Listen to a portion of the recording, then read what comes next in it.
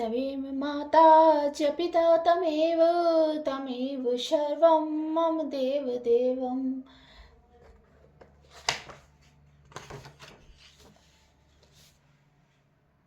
तमेव विद्या द्रविणं तमेव तमेव सर्वं मम देवदेवम्। भागवत महापुराण का 15वां अध्याय। कृष्ण विरह व्यथित पांडवों का परीक्षित को राज्य देकर स्वर्ग सिधारना।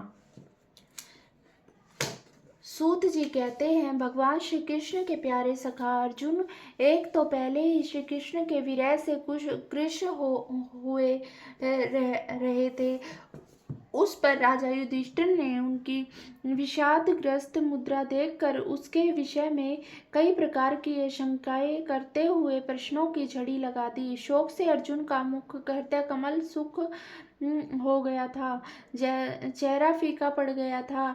उन्हीं के भगवान श्री कृष्ण के हृदय ज्ञान के ध्यान में ऐसे डूब रहे थे कि भाई के प्रश्नों का कुछ भी उत्तर न दे सके। श्री कृष्ण की आंखों से ओझल हो जाने के कारण बढ़ी हुई प्रेम जनित उत्कंठ के कंठा के परवश हो रहे थे और रथ हाँकने टहलने आदि के समय भगवान उनके साथ मित्रता अभिनंद हृदयता और प्रेम से भरे हुए व्यवहार किए थे, उनकी याद आ रही थी। बड़े कष्ट से उन्होंने अपने शोक का वेग रोका, हाथों से नेत्रों के आंसू पोंछे और फिर रुदे हुए गले से बड़े भाई महाराज युधिष्ठिर से कहा। अर्जुन बोले, महाराज मेरे भाई अथवा अत्यंत घनिष्ठ मित्र का रूप धारण कर श्री कृष्ण ने मुझे ठग लिया। मेरे जिस प्रबल पराक्रम से बड़े देवता भी आश्चर्य में डूब जाते हैं, उसे श्री कृष्ण ने मुझे छीन लिया। जैसे यह शरीर प्राण से रहित होने पर मृतक कहलाता है, वैसे ही क्षण भर के वियोग से यह संसार अप्रिय दिखने लगता है। उनके आश्रय से द्रौपदी स्वयंवर में राजा द्रौपद के घर आए हुए कामों उत्तम राजाओं के तेज में हरण कर लिया, धनुष पर बाण धर कर मत्स्य भेद किया। इस प्रकार द्रौपदी को प्राप्त किया था। उनकी स्निधि मात्र से मैंने समस्त देवताओं के साथ इंद्र को अपने बल से जीत कर अग्निदेव को उनकी तृप्ति के लिए खांडव वन का दान कर दिया और मैं दानव की निर्माण की हुई अलौकिक कला कौशल से युक्त मायामयी सभा प्राप्ति और आपके यज्ञ में सब ओर से आकर राजाओं ने अनेकों प्रकार की भेंटें समर्पित की। 10,000 हाथियों की शक्ति और बल से संपन्न आपके इन छोटे भाई भीमसेन ने उन्हीं से शक्ति से राजाओं के सिर पर पैर रखने वाले अभिमान जरासंध का वध किया था। तदंतर उन्हीं भगवान ने उन बहुत से राजाओं को मुक्त किया जिनके जरासंध ने महाभैरव यज्ञ में बलि चढ़ाने के लिए बंदी बना रखा था। उन सब राजाओं ने आपके यज्ञ में अनेक प्रकार के उपहार दिए थे। महारानी द्रौपदी राजसूय यज्ञ के महान अभिषेक से पवित्र हुए अपने उन सुंदर केशों को जिन्हें दुष्टों ने भरी सभा में छूने का साहस किया था, बिखेर कर आंखों में आंसू भर के जब श्री कृष्ण चरणों में गिर पड़ी, तब तक उन्होंने उसके सामने उस घोर अपमान का बदला लेने की प्रतिज्ञा करके उन दूतों को स्त्रियों को ऐसी दशा कर दी कि वे विधवा हो गई और उन्हें अपने केश अपने हाथों से खोल देने पड़े। वनवास के समय वैरी दुर्योधन के षड्यंत्र से 10,000 शिष्यों के साथ बिठाकर भोजन कराने वाले महर्षि दुर्वासा ने अपने दुस्तर संकट में डाल दिया था। उस समय द्रौपदी के पात्र में बची हुई शाक एक पत्ती का भोग लगाकर हमारी रक्षा की। उनके ऐसा करते ही नदी में स्नान करती हुई मुनि मंडली को ऐसा प्रतीत हुआ मानो उनकी तो बात ही क्या, सारी त्रिलोक की तृप्त हो गई। उनके प्रताप से मैंने युद्ध में पार्वती सहित भगवान शंकर को आश्चर्य में डाल दिया था तथा उन्होंने मुझे अपना पाशुपात नामक अस्त्र दिया। साथ ही दूसरे लोकपालों ने भी प्रसन्न होकर अपने अपने अस्त्र प्रदान कर दिए। और तो क्या, उनकी कृपा से मैं इस शरीर से स्वर्ग में गया और देवराज इंद्र की सभा में उनके बराबर आधे आसन पर बैठने का सम्मान प्राप्त किया। उनके आग्रह से जब मैंने स्वर्ग में ही कुछ दिनों तक रह गया, तब इंद्र के साथ समस्त देवताओं ने मेरी इन्हीं गांडीव धारण करने वाली भुजाओं का निवात व कवच आदि दैत्यों के मारने के लिए आश्रय किया। और महाराज, यह सब जिनकी महती कृपा का फल था, मैं उन्हीं पुरुषोत्तम भगवान श्री कृष्ण ने आज मुझे ठग लिया।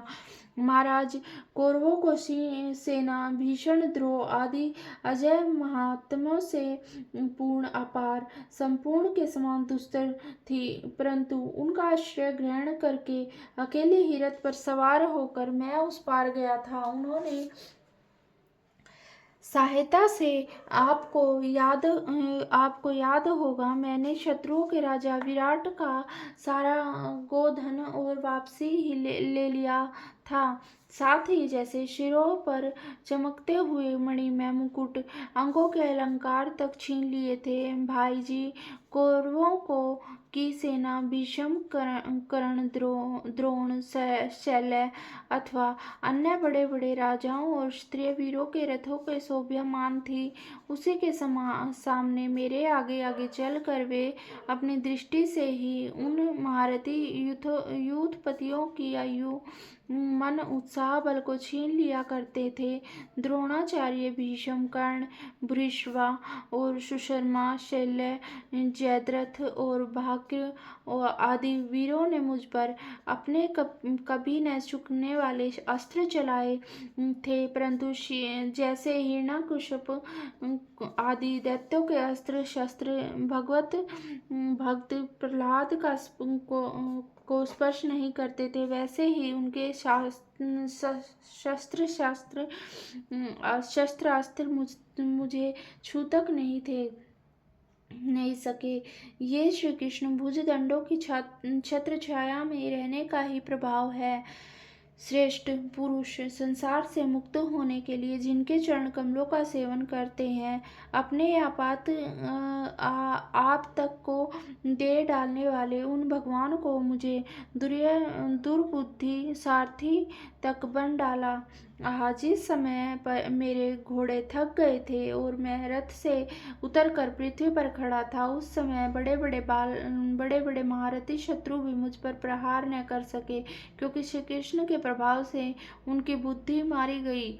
महाराज, माधव के उन्मुक्त और मधुर मुस्कान से युक्त विनोद भर से हृदय स्पर्शी वचन, उनका मुझे पार्थ, अर्जुन, सखा, कुरुनंदन आदि कहकर पुकारना मुझे याद आने पर मेरे हृदय में उथल पुथल मचा देते हैं। सोने बैठने टहलने में, अपने संबंध में बड़ी बड़ी बातें करके तथा भोजन आदि करने में हम प्राय एक साथ रहा करते थे।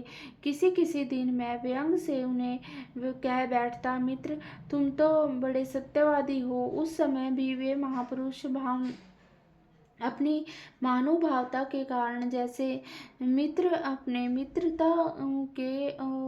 का और पिता अपने पुत्र का अपराध सह है, उसी प्रकार मुझे दुर्बुद्धि के अपराधों को सह लिया करते थे।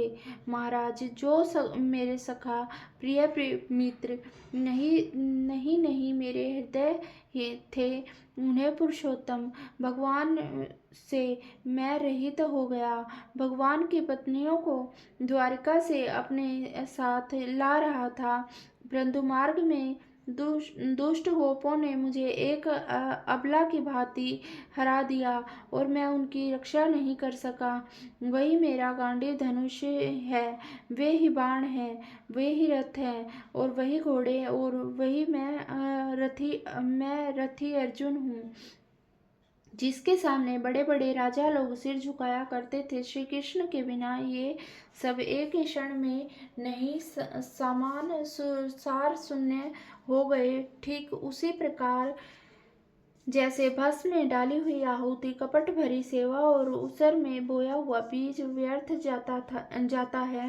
राजन, आपने द्वारकावासी अपने जीर्ण शूद्र संबंधियों की बात पूछी है। वे ब्राह्मणों के शापवश मोहग्रस्त हो गए और वारुणी मदिरा के पान से मदोमत होकर अपरिचितों को की भांति आपसे एक ही दूसरे से भिड़ गए और घूसों से मारपीट करके सबके सब नष्ट हो गए। उनमें से केवल 4-5 ही बचे हैं। वास्तव में वे सर्वशक्तिमान भगवान ही लीला है कि संसार प्राणी परस्पर एक दूसरे का पालन पोषण भी करते हैं और एक दूसरे को मार भी डालते हैं। राजन, जिस प्रकार जलचरों में बड़े जंतु का छोटों को बलवान, दुर्बलों को एवं बड़े और बलवान भी परस्पर एक दूसरे को खा जाते हैं, उसी प्रकार अतिशय बली और बड़े युद्धवंशियों के द्वारा भगवान ने दूसरे राजाओं का संहार कराया। तत्पश्चात युद्धवंशियों के द्वारा ही एक से एक युद्धवंशी नाश करा के पूर्ण रूप से पृथ्वी का भार उतार दिया। भगवान श्री कृष्ण ने मुझे जो शिक्षाएं दी थी, वे देश के काल प्रयोजन के अनुरूप तथा हृदय के ताप को शांत करने वाली है। स्मरण आते ही वे हमारे चित्त का हरण कर लेती हैं। सूत जी कहते हैं, इस प्रकार प्रगाढ़ प्रेम से भगवान श्री कृष्ण के चरण कमलों का चिंतन करते हुए अर्जुन की चित्तवृत्ति अत्यंत निर्मल और प्रशांत हो गई। उनकी प्रेममयी भक्ति भगवान श्री कृष्ण के चरणों में अनिश चिंतन से हृदय अत्यंत बढ़ गई। भक्ति के वेग से उनके हृदय को मत कर उसमें सारे विकारों को बाहर निकाल दिया। युद्ध के प्रारंभ में भगवान के द्वारा उपदेश किया हुआ गीता ज्ञान पुनः स्मरण हो आया, जिसकी काल के व्यवधान और कर्मों के विस्तार के कारण प्रमाद कुछ दिनों के लिए विस्मृति हो गई थी। ब्रह्मा ज्ञान की प्राप्ति से माया का आवरण भंग होकर गुणातीत अवस्था प्राप्त हो गई थी। द्वैत का संशय निवृत्त हो गया, सूक्ष्म शरीर भंग हुआ, वे शोक एवं जन्म मृत्यु के चक्र से सर्वथा मुक्त हो गए।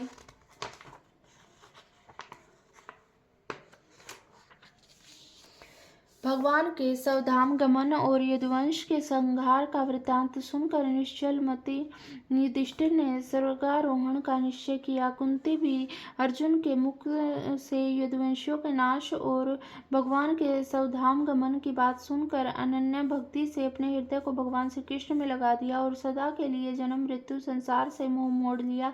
भगवान श्री कृष्ण ने लोक दृष्टि जिस यादव शरीर का पृथ्वी का भार उतारा था, उसका वैसे ही परित्याग कर दिया, जैसे कोई कांटे से कांटा निकाल कर फिर दोनों को फेंक दी। भगवान की दृष्टि में दोनों ही समान थे।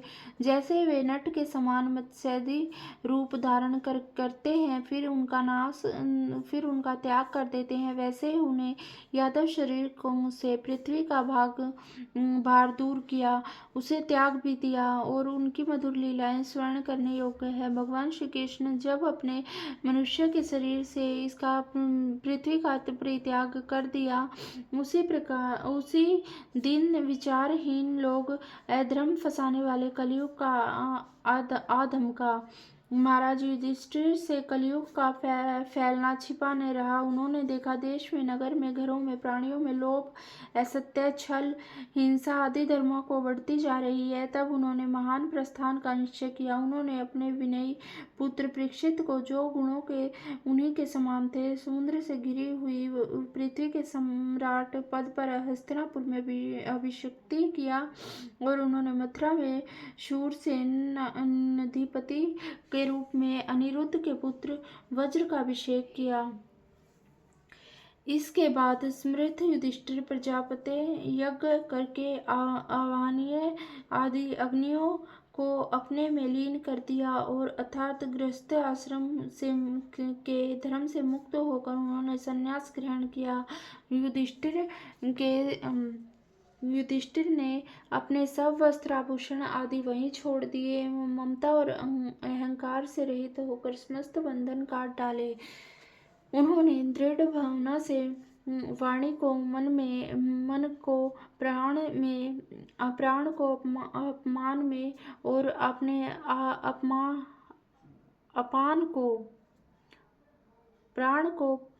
प्राण को अपान में, और अपान को उसकी क्रिया के साथ मृत्यु तथा मृत्यु के पंचभूत शरीर में लीन कर लिया। इस प्रकार शरीर को मृत्यु रूप अनुभव करके उन्हें त्रिगुण में मिला दिया। त्रिगुण में मूल प्रकृति सर्व कारणाक रूपा प्रकृति को आत्मा में, और आत्मा को अविनाशी ब्रह्मा में विलीन कर दिया। उन्हें यह अनुभव होने लगा कि यह संपूर्ण दृश्य प्रपंच ब्रह्मा स्वरूप है। इसके बाद उन्हें शरीर पर चीर वस्त्र धारण कर लिया, अन्न जल त्याग कर दिया, मौन ले लिया, और केश खोलकर बिखेर लिए। वे अपने रूप को ऐसा दिखाने लगे जैसे कोई जड़, उन्मत्त या पिशाच हो। फिर भी वे बिना किसी की बाट देखे, बहरे ही की तरह बिना किसी बात के सुने घर से निकल पड़े, हृदय में उस ब्रह्मा का ध्यान करते हुए जिसको प्राप्त करके फिर लौटना नहीं होता। उन्होंने उत्तर दिशा की यात्रा की, जिस ओर पहले बड़े बड़े महात्मा जन जा चुके हैं। भीमसेन, अर्जुन आदि युधिष्ठिर के छोटे भाइयों ने भी देखा कि अब पृथ्वी में सभी लोगों को अधर्म के सहायक कलयुग ने प्रभावित कर डाला है। इसलिए वे भी श्री कृष्ण के चरणों की प्राप्ति के दृढ़ निश्चय करके अपने बड़े भाई के पीछे पीछे चल पड़े। उन्होंने जीवन के सभी लाभ भांति प्राप्त कर लिए थे, इसलिए ये निश्चय करके भगवान श्री कृष्ण के चरण कमलों की ही हमारे परम पुरुषार्थ हैं। उन्होंने उन्हें हृदय में धारण किया। पांडवों के हृदय में भगवान श्री कृष्ण के चरण कमलों के ध्यान से भक्ति भाव उमड़ आया। उनकी बुद्धि सर्वथा शुद्ध होकर भगवान श्री कृष्ण के उस सर्वोत्कृष्ट स्वरूप में अनन्य भाव से स्थिर हो गई, जिसमें निष्पाप पुरुष ही स्थिर हो पाते हैं। फलतः उन्होंने अपने विशुद्ध अंतःकरण से ही स्वयं ही वह गति प्राप्त की जो विषयाक्त दुष्ट मनुष्यों को कभी भी प्राप्त नहीं हो सकती। संयमी श्री कृष्ण के प्रेमावश्य में मुग्ध भगवान विदुर जी ने भी अपने शरीर को प्रभास क्षेत्रों में त्याग दिया। उस समय उन्हें लेने के लिए आए हुए पितरों के साथ वे अपने लोक को चले गए। द्रौपदी ने देखा कि पांडव लोग निरपेक्ष हो गए हैं, तब वे अनन्य प्रेम से भगवान श्री कृष्ण का चिंतन करके उन्हें प्राप्त हो गई। भगवान के प्यारे भक्त पांडवों के महाप्रयाण की इस परम पवित्र मंगलमयी कथा को जो पुरुष श्रद्धा से सुनता है, वह निश्चय ही भगवान की भक्ति और मोक्ष को प्राप्त होता है। जय श्री कृष्ण। ओम नमो वासुदेवाय नमः।